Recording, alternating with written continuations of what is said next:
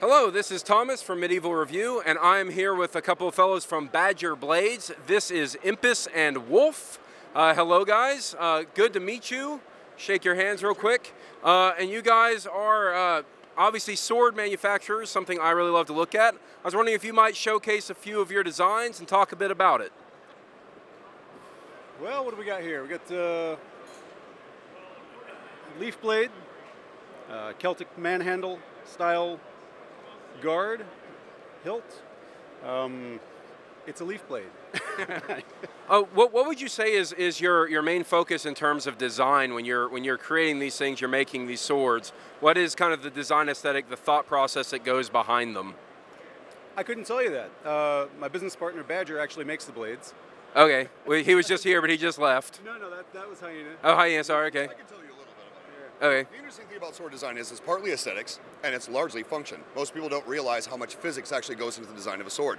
For example, one of the ones behind you I'll grab.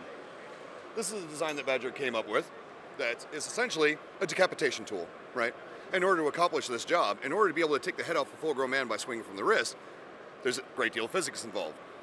So the blade is thinner down here, wider down here, to put more mass at the end, so that when you swing, you generate a great deal of kinetic energy. But you put a curved cutting surface on this blade, because a curved cutting surface is a more efficient cutting surface. It cuts through much more easily. So instead of a flat blade that disperses the energy, a curved surface will cut through very, very simply. Now the reason why you put the holes in the end is you need a lot of energy at the end to generate kinetic energy, but if you have too much, you'll lose the weapon out of your hand. So you have to weigh it all out and drill it out and weigh it until it's the proper amount. This is where physics takes in a role. After that, then you can dress it up and make it look pretty once it actually does its job. Another one, for example.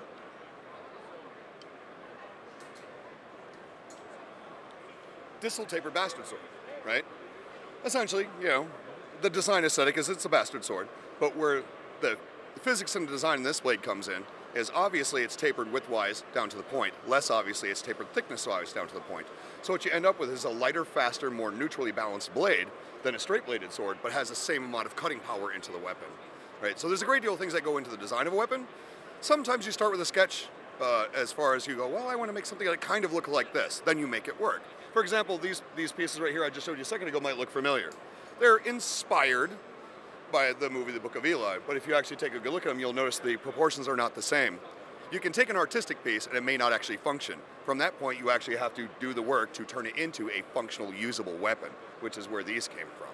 So sometimes it starts with an idea for a look. Sometimes it starts with an idea of a function. You want something to do a specific job, and then form follows function and ends up taking a different form completely. Awesome. Yeah, Book of Eli, good movie. I like that movie. And so you guys have it's very a modern design to it. I mean, you're obviously making medieval weapons. You're making Celtic, Dark Age weapons, as it were. But you're taking a very modern approach to it, and you're not overdoing it either, which I think is a really great thing. Very common thought process is make it as visually striking as possible. And that usually means doing all sorts of crazy things to it, and you end up with some sort of fantasy weapon. To your point, you're designing these more for the function first, and then you go back and you tweak those aesthetics.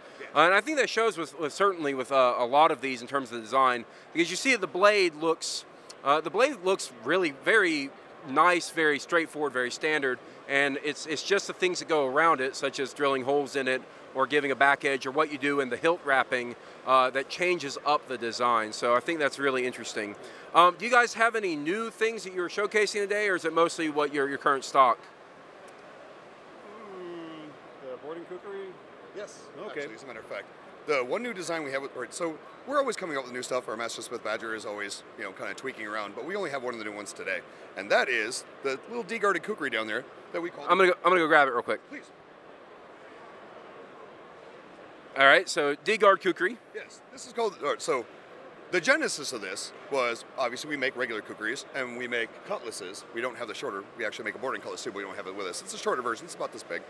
And Badger was sitting around one day and had a thought of, what if the Nepalese Gurkhas became pirates? What would they carry? So he crossed the two, and we call this the boarding kukri. This started out as a joke and has now become wildly popular. So we sell quite a few of them. I started off with 8 of them. This is the one I have left. So.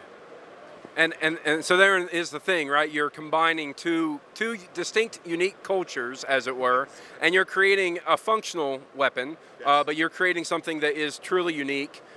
Again, not so many people focus on just being a recreation of like a historical blade, and they never take the chance to actually do something new. So that kind of goes back into that modern approach, where you guys aren't necessarily. It's kind of weird to say you're making blades for the modern day, not necessarily for the Dark Ages, right? And so then you end up with a very interesting, very new design. And you're right, I do actually kind of like this. It's a very beautiful combination. Again, very simple, but nobody else does it. So awesome. Fun, you know? It's unusual and a fun design that you're not really going to see anywhere else. Absolutely. All right, awesome. Well, guys, thank you. I actually was really looking forward to finding your booth while I was here, as I've definitely looked at your stuff online before, and I wanted to have a chance to just kind of look around and hold them, so I appreciate you taking the time to talk to me. And thank you again. Impus and Wolf. These guys have awesome names. All right. Thank you all, and until next time, stay sharp.